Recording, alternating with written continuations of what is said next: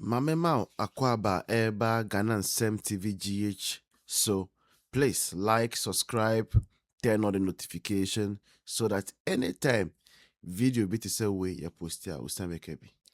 Ebusiafo asem de penny po nipa na penny one say. Na we dem me sure pass You see, yes we say dimpa. Yes and then. Yeah professor. Professor Gyamp0 as for Gyamp0. Ono na sema samba. Na ɛdan asɛm as a former student be acknowledge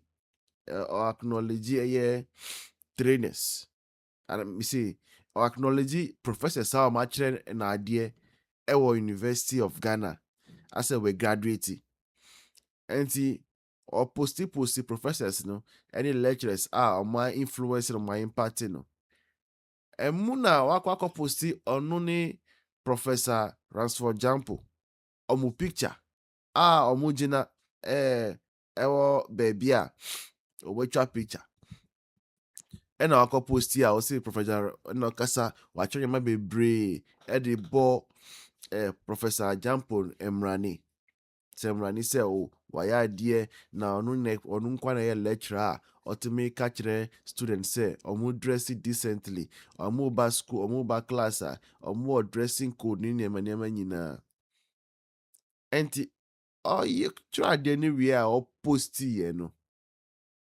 But share picture no. Any statement na say. Yeah, Ghana for you. Ghana for mfa de enche o. Ghana for omu mfa de enche kra. Me na me feel say Professor Access for Grace in sense me feel say Ghana for we have forgotten and we have let it we have laid it to rest. Say my mama is just say I say your short memory.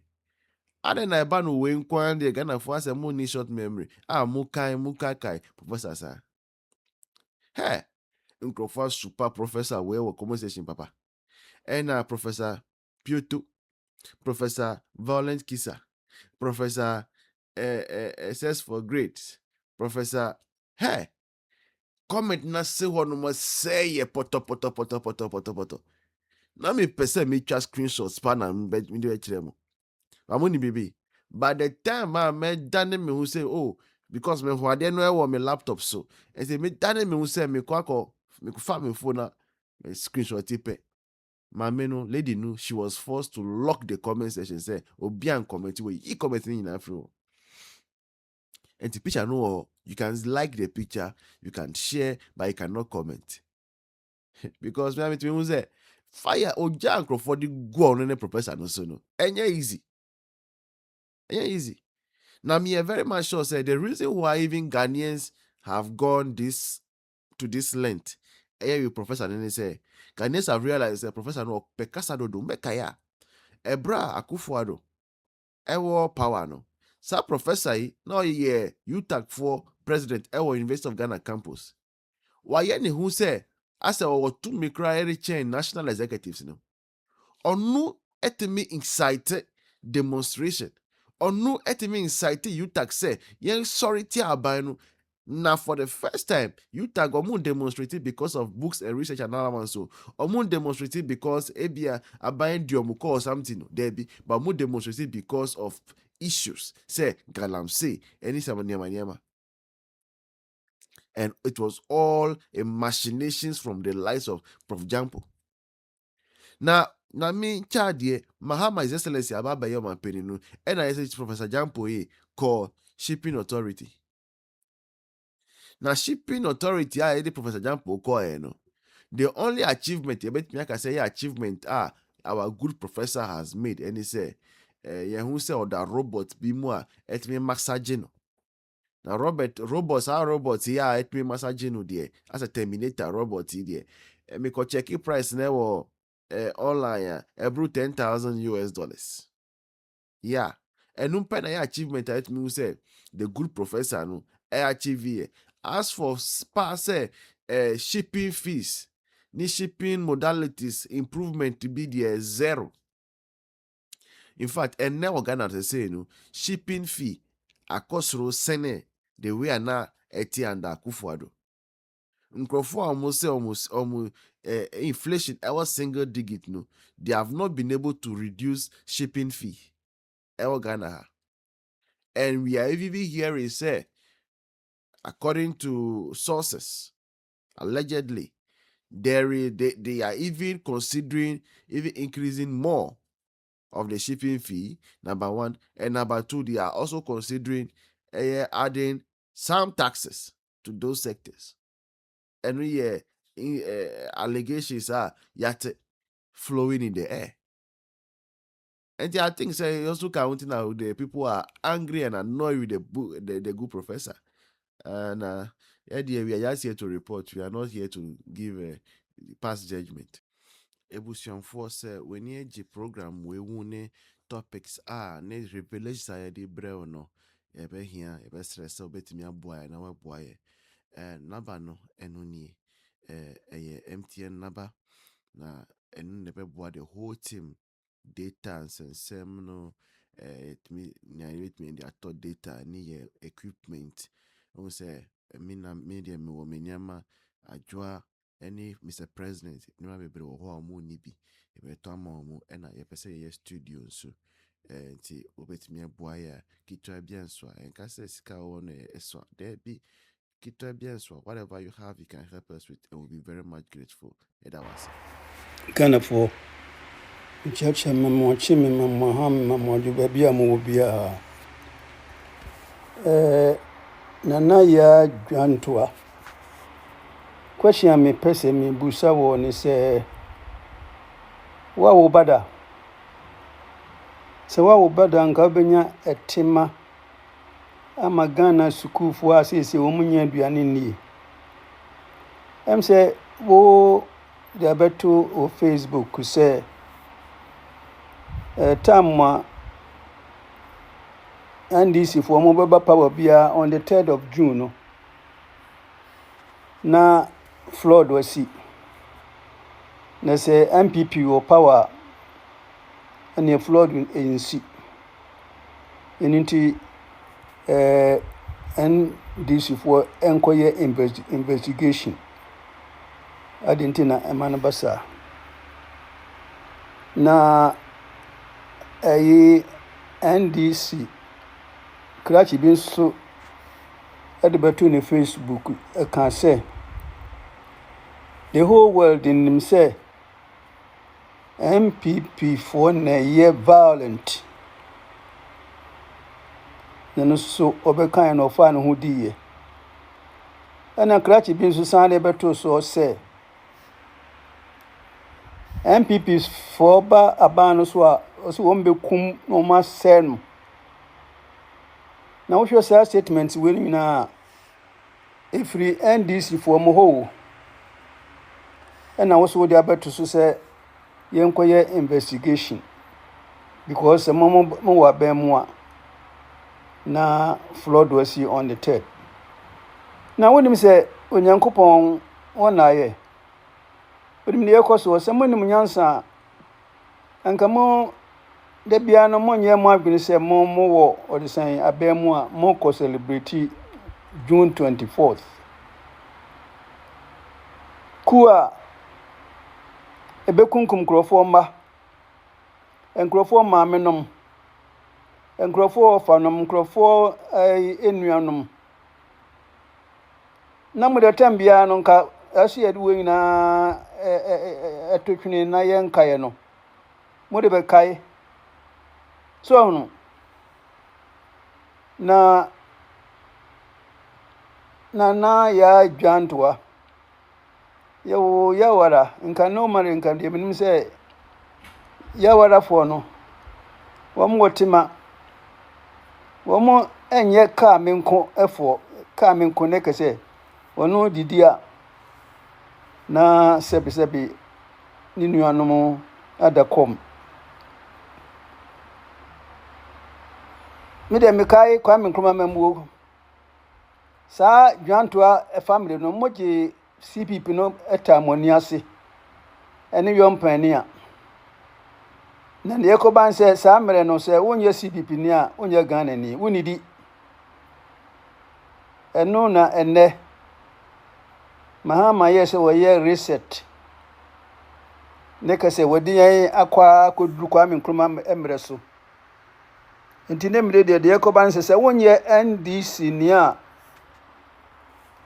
wonidi munkwa na ese mudidie na ya adwantoa se wahunu se Mahama entimi ntu adwuma efoka ena afi wo mo adwuma msusu obeyi wo modi ena adwadifo wo mkodwomo ayento ade ena akatua so ode ma adwumayefo ma wo no mo etimi kodwom koto ade no wonfa ma wo no mo eno waka se yenkoye ho investigation eno so nda ena nchen se wahunu se dwuma wo didi abronye ena afi wuntumi so wahunu dwuma edidi no enso mo kabintera ene ya meka sei wodidi president Kofuatem wodidi Asantefuatem wodidi Opimswatem wotumia aka se yenkoye sa investigation no so hunu yekoso sampa se abronye ekoka setia odisenjegia senka ya civil matter enso mo claim ni say a criminal offense ya kase mutimi ma approach for bese aduasa na eko arrest no adentina sampa sa yuhunu no wontimi ema approach for na say ekruye enye adwuma wo ho ya sebi yenkoye investigation wo ho but mo nse monne ni mo dwaman ebra no ne nkontompo ne ka me nko abusu aban abamwo no nyame na se mudi nkwasi asema na se mfrani ma se bia onyame na ni tua eni ntuno mo nsemu a aye moja eni nkontompo a maka man ne nkontompo na aye no kuredie ewo Ghana fo abrabo mu no eni ntu na sa flood no ba no tamu anam brothers was no so say eji ahyeshi Ghana nyina because munye nipa mu fata se yema mu bu o ma no brothers bedi ewu enwuma wa adisen kumasi nyina Rollins ebese no because nya o kan ni se ensesa Asantefo enko anya sika na wo mo aka nso eniska wo mra so wenima ababs kosemo a ada traps ni nyina free won mo region e ba Asantemam because na economically no Asante na vibrant wo mo ba bedi edru financially economic refugee yaji wo nyina afeso ya nye obi a yakayaka de anso ndem hwe djuma modidi yen na ayi dwantoa me mo so ate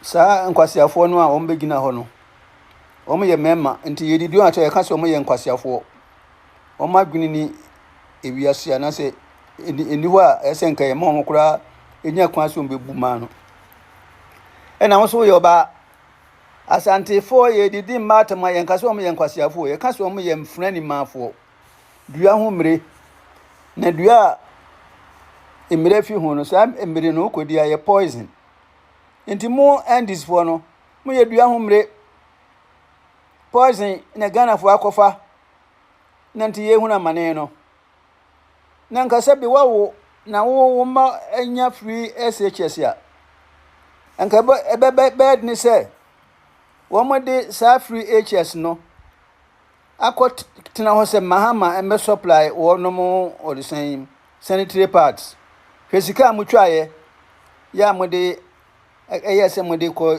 ye sanitary parts sese atofiosin opese sika ni na wagwiri no wode to ho na ne French odisen presidential aspiration no edu hɔ de ayɛ campaign na yɛ adwanto a meka kyerɛ wo saa yi hɔ tena ɛne pɛsɛ minkumnya ɛne boniayɛ taamo no akwa me nkroma no wɔ so no ya mo didi Ghana no ɛno na sese mo aresɛte ya mo de aba bɛsɔ Ghana kɔ mu ewiase obi a na adwene da hɔ no betumi a yɛ statement sɛ MPP fo na ɛba a yɛbɛsɛ ne yɛkum ne yɛsɛ no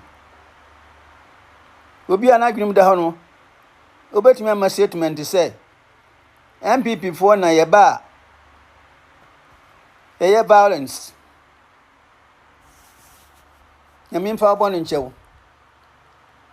na wode saa CPP yi hotena ne pɛsɛminkumnya no yɛ nnɛ mo de abɛtwerɛ yɛ kɔn mu no nyame ɛnae da bia statement yare bɛto dwa no ɛnkyerɛ sɛ wonim nyansa woyɛ frɛni ma dua ho mmere kura ho wɔ mfasoɔ sino ɛsɛ kasa na munya antoboase ɛde sɛ munya nyansa sɛ amemua mahama ebuo no ɛnyɛ wo sɛ wo man sika wo wia na ahiafoɔ esi apini sɛ wo de aduane kan no na wo kɔda pɛkyɛ a na sɛ wo nua ɛkɔm de no a nyame betua wo ka na yɛ adwantoa wo kan sɛ papa wo gisa ne adi bini agum na wo de